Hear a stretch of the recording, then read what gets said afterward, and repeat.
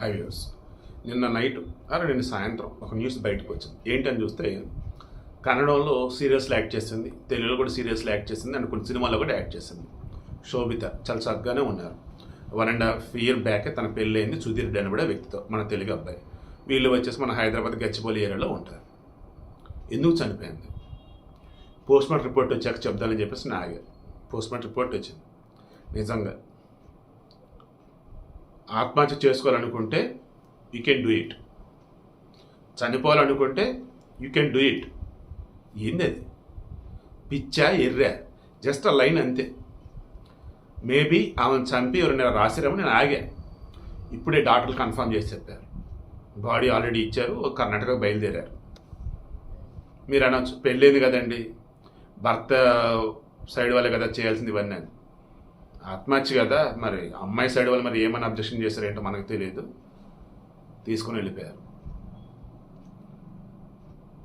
Just అంటే నేను ఆత్మహత్య చేసుకుని అంతకు 2 రోజుల ముందే గోవా వెళ్ళొచ్చున్నారంట సుధీర్ రెడ్డి అండ్ ఈ అమ్మాయి శోభిత. ఇక్కడ పోలీసులు చెప్తుంది ఏంటంటే ఆమె ఫ్రెండ్ సర్కిల్, ఆమె ఫోను, టెక్నికల్ డేటా మొత్తం ఫిల్టర్ చేసిన తర్వాత ఆమె సైకలాజికల్గా ఏదైనా డిప్రెషన్లో ఉండి అలా చేసుకుందా, లేదు పెళ్ళైన తర్వాత షూటింగ్లకి అటెండ్ కావట్లేదు, సీరియస్లీ యాక్ట్ చేయట్లేదు అని చెప్పేసి అలా ఏదన్నా ఫీల్ అయిందా మొన్నటిని, లేదు భార్యాభర్తల మీద ఇష్యూస్ అన్నప్పుడు ఐ థింక్ బుచ్చిరెడ్డి అనుకుంటా, ఆ సుధీర్ రెడ్డి వాళ్ళ నాన్న, ఆయన చెప్తున్నాడు ఇద్దరు చాలా హ్యాపీగా ఉన్నారండి, ఎక్కడ ఏ ఇష్యూస్ లేవండి, పెళ్ళి కూడా చక్కగా చేసాం అంగరంగ వైభవంగా. ఎలా ఓ మ్యాట్రిమోనియల్లో ఈమె ప్రొఫైల్ చూసాడు సుధీర్ రెడ్డి, నచ్చింది, అప్రోచ్ అయ్యారు, ఓకే అన్నారు, పెళ్లి చేశారు.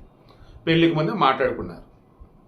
కర్ణాటక కదా, పెళ్ళైన తర్వాత హైదరాబాద్లోనే, అండ్ ఇక్కడ కూడా ఆల్రెడీ తెలిసి ఉన్నారు కాబట్టి హ్యాపీగా ఉండొచ్చు.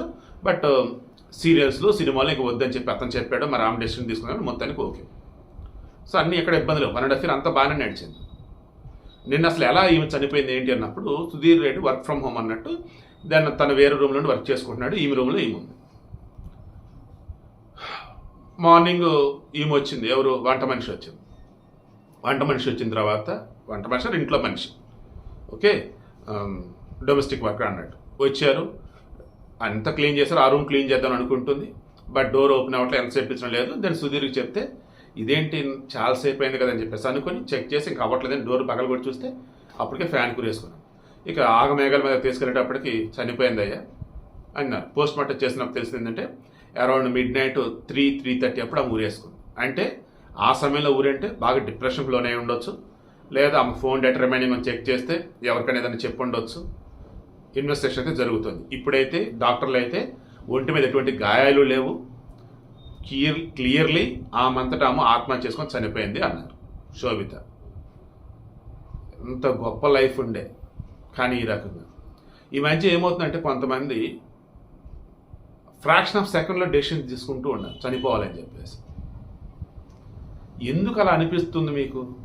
కనీసం మీరు చనిపోయిన తర్వాత మీ గురించి జనాలు ఏం మాట్లాడుకుంటారు, మీ మీద డిపెండ్ అయ్యి ఉన్న పరిస్థితి ఏంటి, ఇన్ కేసు మీకు పెళ్ళి అయింది, మీ హస్బెండ్నో మీ వైఫ్నో ఏమంటారు ఏంటి, మీ పిల్లలు ఏంటి, వాళ్ళ పరిస్థితి ఏంటి ఆలోచించరా?